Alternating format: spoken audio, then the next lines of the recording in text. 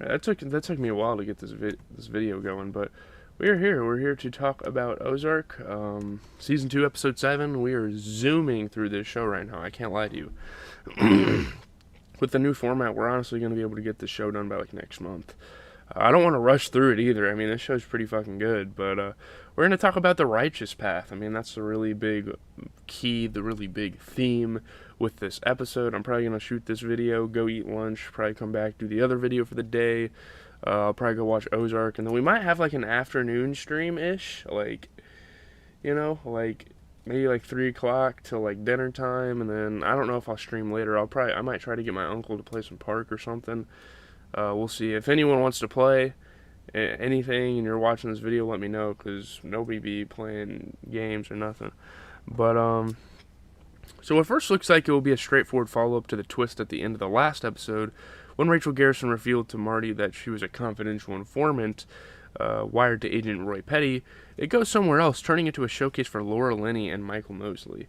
So, yeah, obviously, like, Mason Young and Wendy Bird had some great moments in this episode. This was a really good fucking episode, honestly.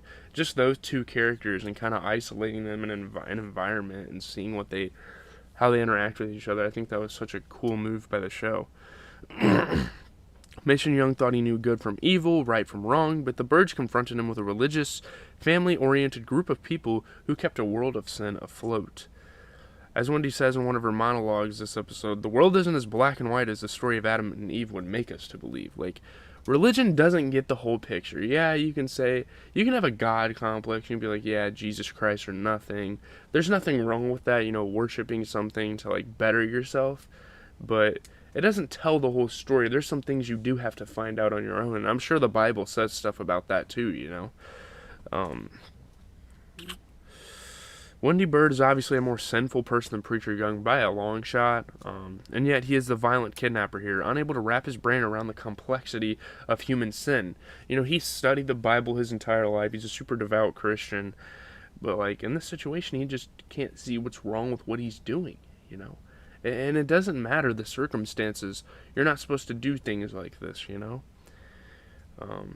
And this is really the aspect of existence that led to Mason's death. That gray area in which so many of the characters on Ozark live and breathe, and in which he could not survive. I mean, like, when you're kind of on the neutral lines a little bit, like, you're not going to survive that. You're going to get crushed in the middle of everybody.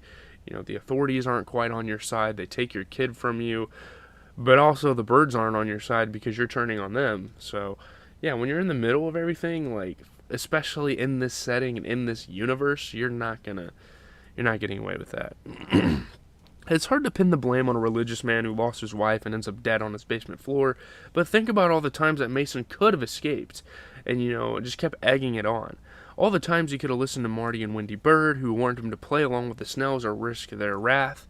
Yeah, you have some moral ideal that, like, I can't be fucking with these people because they're using my religion to deliver sinful products. A lot of lust is going on, a lot of, vices. But, yeah, I mean, even recently, even after losing his life, Mason could have gotten his life together by accepting Wendy's blood money. And sure, again, like, he doesn't want to do that, but sometimes you gotta swallow your pride and take what's given. Or heeded her warning not to prove that he's right about Grace's murder. Instead, he panicked, insistent on revealing that the Snells killed Grace, and therefore returning to the Lake of the Ozarks long enough to die. He should have got the hell out of there while he could. I'm not sure why he stayed either. He could have just provided the evidence that they killed Grace, got them framed, and just fucking left. But no, the dude came back for no reason. I'm not really sure. His decisions were super questionable. In a move that seemed to have no real logical endpoint, Mason kidnaps Wendy Bird this episode. Why would you do this? Man. Let me see. His demand that Marty Bird gets his son Zeke back for him. Then what was Mason going to do? Clearly he didn't know, as he gets Zeke and then basically tries to kidnap Wendy again, almost as if he thinks Marty is the poison and Mason can cure Wendy. Like, oh yeah, you're the problem here. I mean, there are some times in the show where the audience can kind of sway their beliefs and think, hey, Marty's kind of a piece of shit. Like, he doesn't have any regard for anything. But Here, you're being the problem. You're kidnapping, you're not taking a deal, you're pushing it to the fucking limit. And when you deal with people that deal with the fucking cartel, you don't want to push shit to the limit, because these people are prepared for the worst. And yeah, like, you got yourself in some shit, honestly. A bloody scene unfolds and Marty Byrde kills Mason Young, which is super unfortunate and something I honestly didn't necessarily expect. For the second episode in a row, someone in the Byrde sphere ends up dead. They're the Grim Reapers of the Ozarks. I mean, anytime this season they've been around someone somewhat important, boom, off with your head. Before Mason's foolish kidnapping, we do get a bit of development into how Marty is going to deal with the revelation that Rachel is a rat. Did she really have a choice not to be a rat? I don't think she did, honestly. Like, she had to take this deal they gave her. So you can't really blame her, honestly. Much to Wendy's disappointment, Marty wants to continue working with Rachel, convinced he can feed petty misinformation through her wire and kind of dissuade him from things. Wendy doesn't trust Rachel enough to think that could possibly end well, and she's possibly right, but could there be more to Marty's need to save Rachel? Like, this girl helped him launder money for so long, and despite the circumstances, why would Marty just up and leave? I think that's kind of a fucked up thing to do, if you ask me. You know? Not only does he probably feel responsible for her precarious situation, in which a maniacal FBI agent or the Mexican drug cartel could race to see who can kill her first, but he might be attracted to Rachel as well. I mean, they've had some chemistry, you know. She surely is to him, somewhat playing a role for Petty on the other end of the wire when she flirts with and kisses Marty, but also very clearly enjoying the physical contact and possible tenderness. So I don't know, there might be more to that. Maybe Marty wants to get redemption for all the times Wendy has cheated, or I guess the one affair she had. It does feel, however, that the drama in Mason's basement brings Wendy and Marty close again. Thank God, because if Wendy catches Marty cheating with Rachel, she'll burn the entire state to the ground. She can't deal with Marty's wrongdoings. Marty can deal with her, but if the other end happens, it's like we're fucked here, you know. Understandably busy with Mason and Rachel, Marty Byrde has made a crucial error over the last few episodes.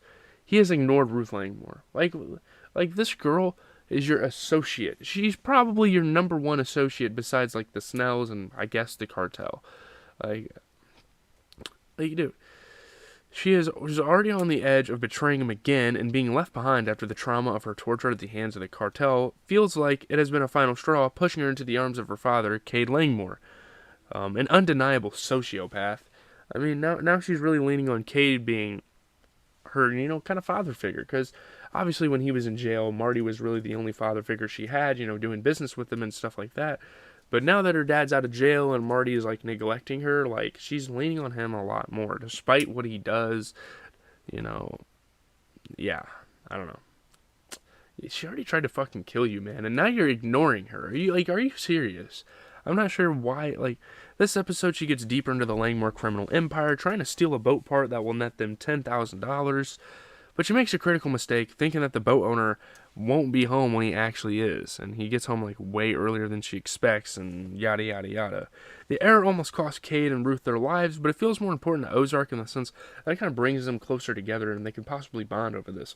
Obviously, it's fucked up, and they're doing, criminal activity, but, that's the Langmores, man. Ruth tells her demented daddy that she thinks she knows where Marty keeps his money. There's no way this ends well. I mean, them trying to go after the Byrde's money, oh please. You got the cartel to deal with. You got the Snells that are trying to hold up their end. I don't know, man.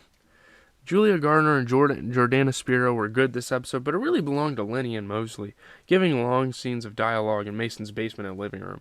It's rare for Ozark to slow down this much, and as an interesting choice to make this late in the season. But it definitely works out, and it's a great episode. I will say it's fantastic.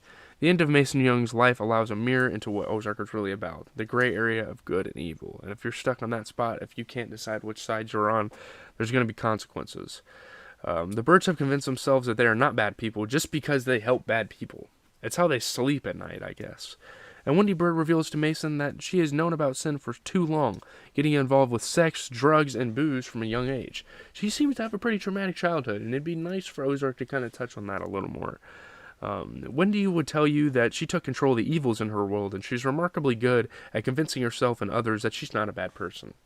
However, I don't know, some things would point to the latter. As we hear Wendy talking about family life, we watch her cleaning up Mason's blood and burning his body with her husband. On the other hand, Marty is quiet, looking hollow and lost in the final scene with the Kansas City reporter, especially when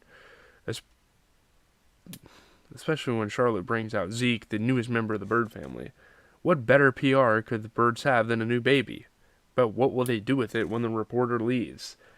Are they gonna fucking abandon this thing? I guess they kind of did it for show. I don't know, but leave a like, comment, subscribe. I gotta go eat lunch. But shortly, we are going to be doing the Black Mirror review. I want to get these videos out early. I'm at home. I don't really have anything to do today, so there's going to be a lot of focus on content for you guys today. But yeah, have a good rest of your day.